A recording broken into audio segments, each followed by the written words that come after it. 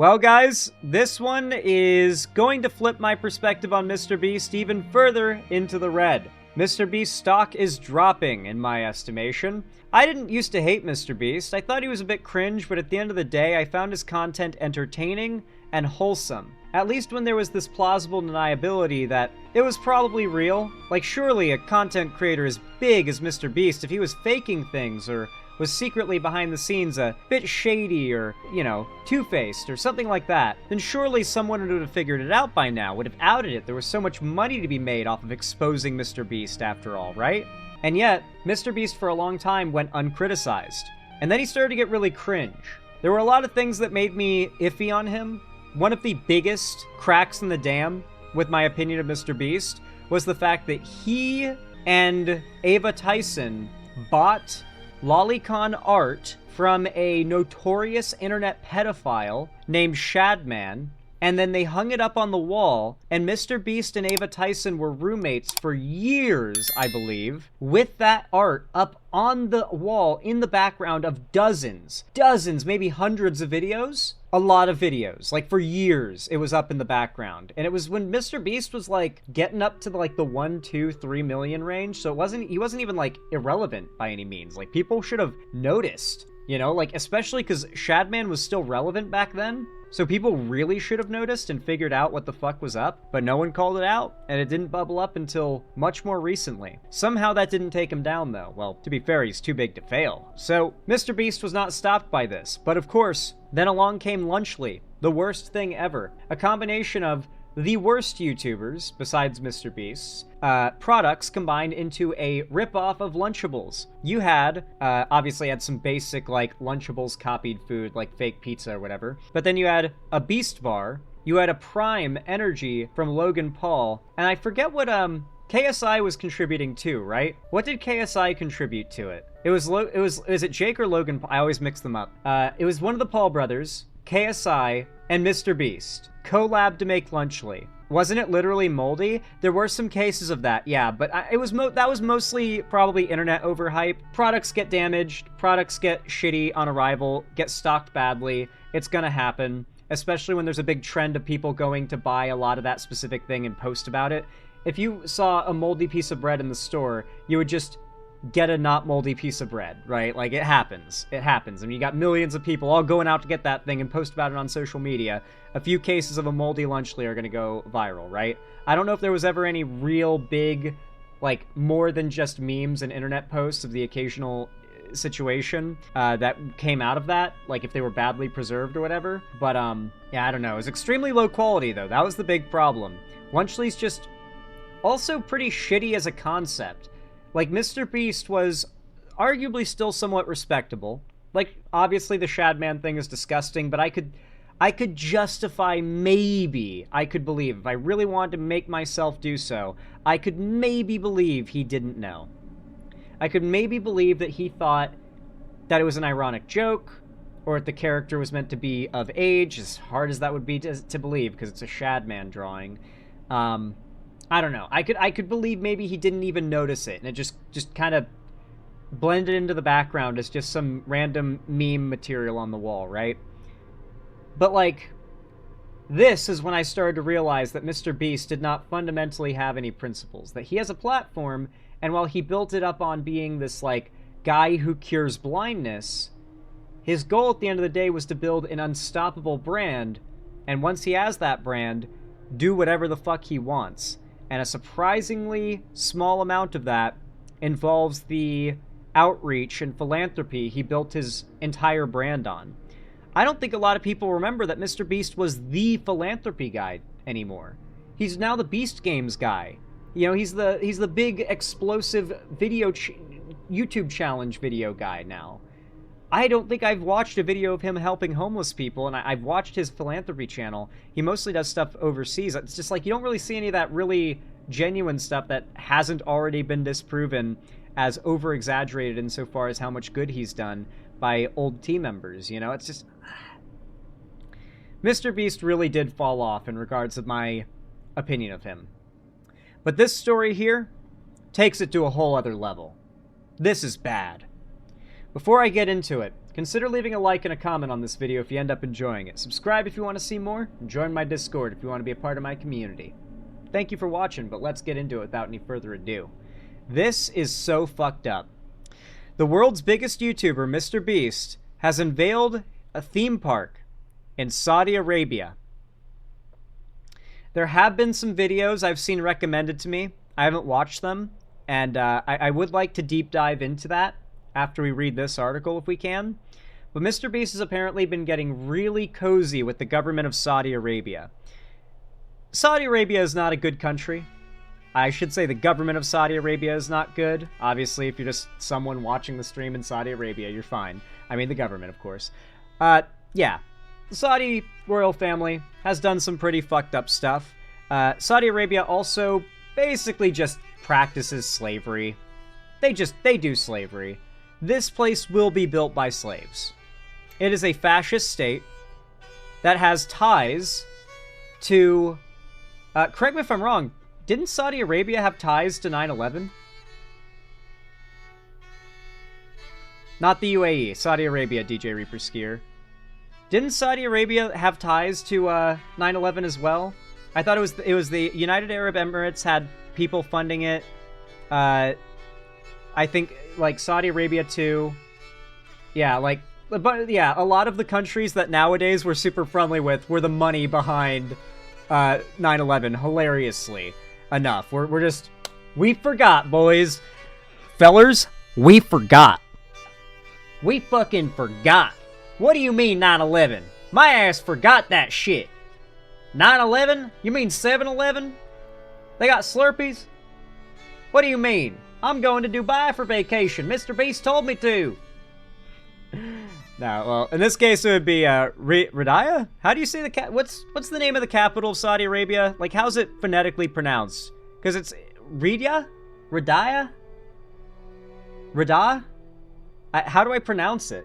Does anyone want to phonetically, like, type it out for me? Riyadh? I bet it's Riyadh. Yeah, Riyadh. Okay. Okay, that makes a lot more sense. I've only ever read it. That's how you know that I'm a base lefty. I don't know how to pronounce certain things that I know a lot about because I read about these things instead of watching videos about it. The only downside to that is I have to guess on the pronunciation if I don't want to, like, sidetrack and Google it while I'm trying to read an article. Anyway, also, some of you might know that the Saudi government ordered Jamal Khashoggi to be executed, assassinated, I should say, and cut up into a lot of pieces, stuffed into bags, and then disposed of. He went into that consulate, that embassy, and he never came out. But a guy who everyone believes definitely cut him up into pieces did. So yeah, that was pretty bad. That was really, really bad. That said, mrbeast, the world's most popular YouTuber, is opening a theme park in Saudi Arabia. The 27-year-old social media star, whose real name is Jimmy Donaldson, aka the Antichrist, said Beastland would open on November 13th in Riyadh, with attractions inspired by his YouTube videos. Asked why the park was in the Desert Kingdom, where free speech is curtailed by the regime and homosexuality is a capital offense and they do fucking slavery, Donaldson said most of his fans were outside the United States. Yeah, his logic here is the most Elon Musk thing ever. Are you ready to hear, like, him imitating Elon Musk? He really wants to be Elon Musk. Middle of the world because a majority of my audience is outside America, and we have a big Middle Eastern fan base, he wrote on X. Wanted to give them a chance to participate. Like, he even types, like, as minimally as possible in the same way that Elon does, as if he's got so much to do and he's so busy. You see, we've just got such a global audience, we decided to put it right in the middle of the world so that everybody could be equally close. New York's the middle of the world? Yeah, middle of the world is a very subjective thing to say. It's literally mrbeast has been known to be getting cozy with the Saudi government for a while. Mind you, isn't this so soulless, by the way? This is a guy who's announced he might run for office in America, and his massive business that he started as an American, he's now going to set up a theme park centered around him in a different country and take tourism from America to Saudi Arabia. Like, it's so antithetical to this, like, American dream idea that this guy who's announced he wants to run for office, like, how is he going to own up to that? Is that just going to fly when he runs for office? Like, yeah, I moved my business to Saudi Arabia, centralized it all there, even though I started it in America, and I started in my bedroom in, like, what, South Carolina, I think he's from? And the worst different country as well, exactly. Well, there might be some worse, to be fair. Come on. There's some bad countries out there.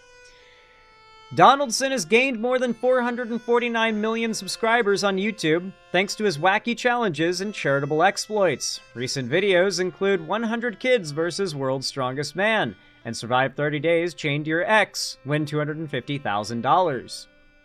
Top tier content. There is no way this place is not AI generated, right? Also, what is this? Are there even any rides?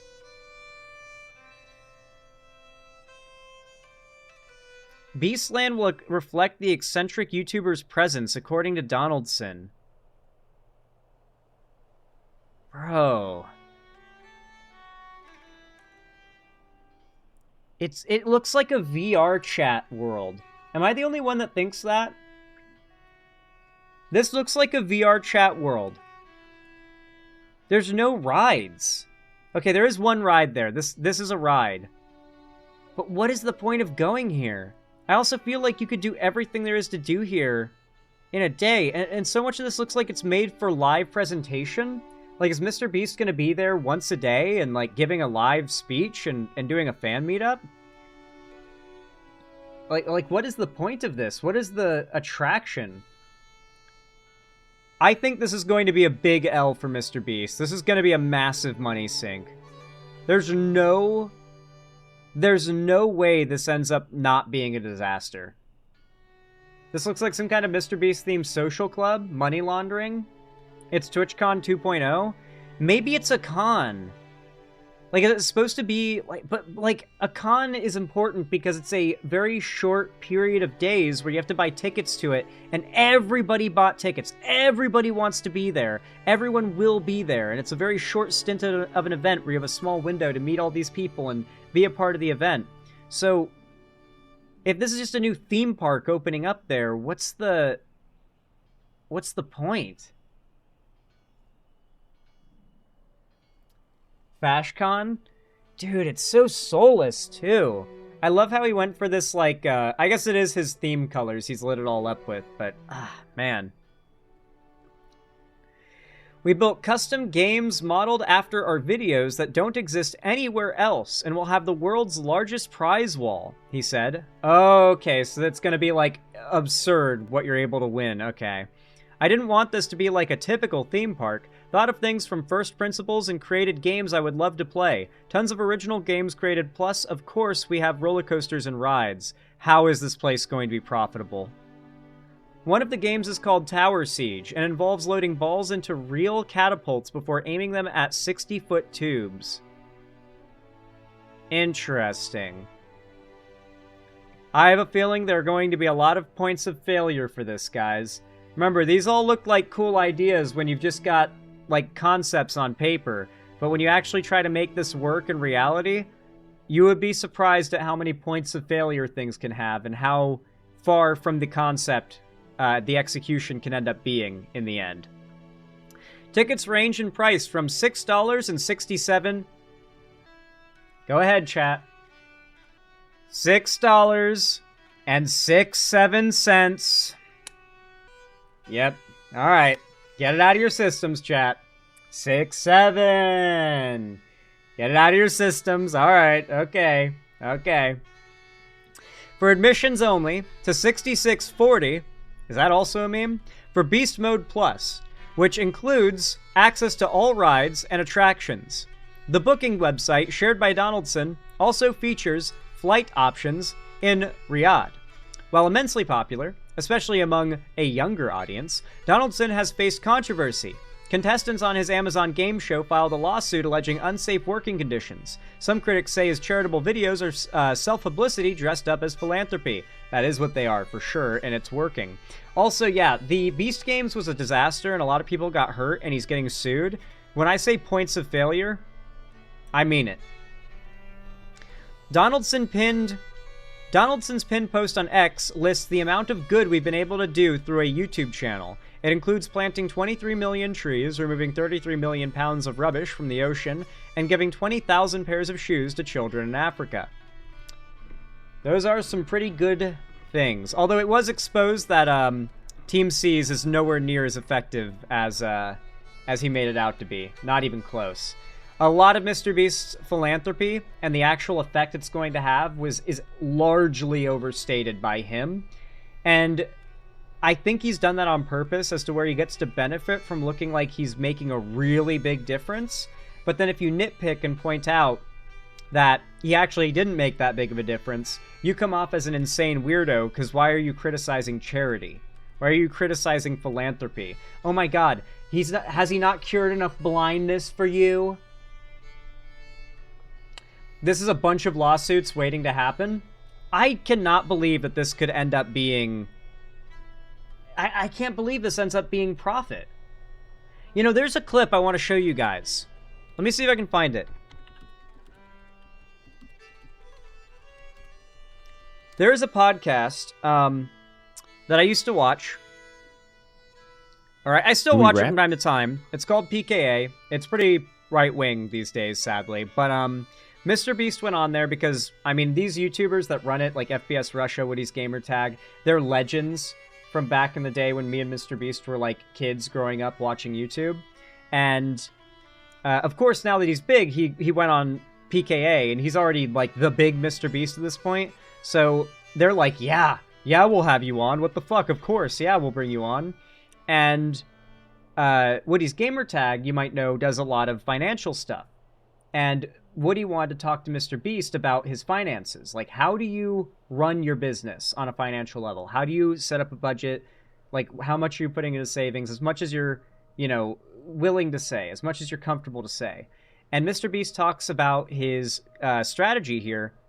And knowing that this is his mindset, what we're about to hear here in a minute, makes me believe there is no way this does not fail and possibly make MrBeast bankrupt. This is going to... He's definitely putting every last penny he's got into this with the hope that it pays off. Here? I think this is the clip. Sure. One last thing. Didn't you do a video one time about, like, investing? Yes. Yeah. Was it just, like, one video? It was one good one and then a second one. Is how I would describe it. Dude, it's not that I'm telling you, have no idea. Younger than me, I watched that, and you talked about, like, I think you talked about compound interest. Get rich like, slowly, yeah. 22. Yeah, and how like, you know, with a little bit of money at the start, you can, you know, make a few $1 million over a long period. But that blew my mind, and that like really did change, because I was very young when I watched that, and like I think that had a big impact on my life. Every time I heard anything about investing, I always thought, like, Woody told me, like, if you just start with a little and give it time, you can make millions of dollars. A couple years have passed, and every so often people like hit me up on Reddit or something and tell me that they follow that advice, and it's like, you know, where they are now and you know, how they're on the path. And there's a few videos I've made that I'm really proud of and that they had a positive impact, and that's one of them. Can start figuring out my... I think this is the bit I'm looking for. Yeah. Colors for the... Here, I don't want to say... Be a jerk. I don't know that I ever noticed Jimmy's... Oh. But he apparently played on Woody's Minecraft server. Can I... Would have finished on the other side of that with millions in the bank and ready to kick off whatever's next. You know, and well, I do think it is, though, to bring it back to me, a different scenario, because... Oh yeah, this is it. This is it. But it's like they're thinking they're going to have these long careers. They spend their first year's paycheck on a car and a house, their second one on other stupid stuff, and then like it's all over and they barely have enough money to pay like the bills. Yeah, they're making $800,000 a year in the NBA, not realizing that that's a 3-year span of their life. If they had lived on, you know, the first year $80,000, the next year 160, and the last year 2. It's a 15-minute clip, and I don't want to skim around looking for where they're going to talk about it exactly. But MrBeast basically explains he invests nearly 100% of his savings into the channel. Woody finds this out in this clip and is like, Don't do that! Mr. Beast, stop that. Put some money into savings. Start investing and let it accrue interest. You will still, even if you lose everything, if you do this, you will be able to retire in not too many years, right?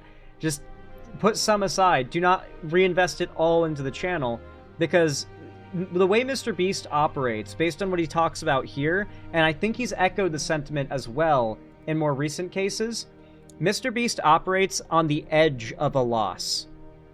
Like, if Mr. Beast puts a bunch of money into a video and it underperforms, he loses money. That he has less money after that video has finished making its money than he had before he started conceiving of the video.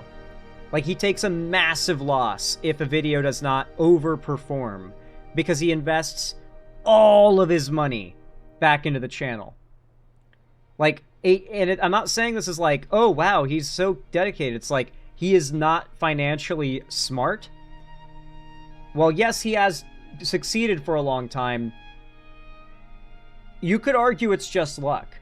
You could argue that the way that Mr. Beast invests all in every time, that can make you exponentially wealthy over and over and over again. But the one time you don't get lucky, you lose it all. And that's what I think is going to happen to Mr. Beast. I think it's possible that this whole theme park thing is going to fail, and unless he's getting backed, like, financially, fully by the Saudi government, it's not going to end up working out for him. He's going to tank a massive loss, and this is a very expensive endeavor he's setting up. I have a feeling it's going to be very severe for him. I can only hope, at least. I'm on the Mr. Beast hate train now. If you are too, let me know down below in the comments. Leave a like, subscribe on the channel. It really does help a lot. Lets you know that I'm going live and uploading new stuff in the future. And feel free to hype the video as well, you know? Hopefully I'll see you around. Thank you for watching.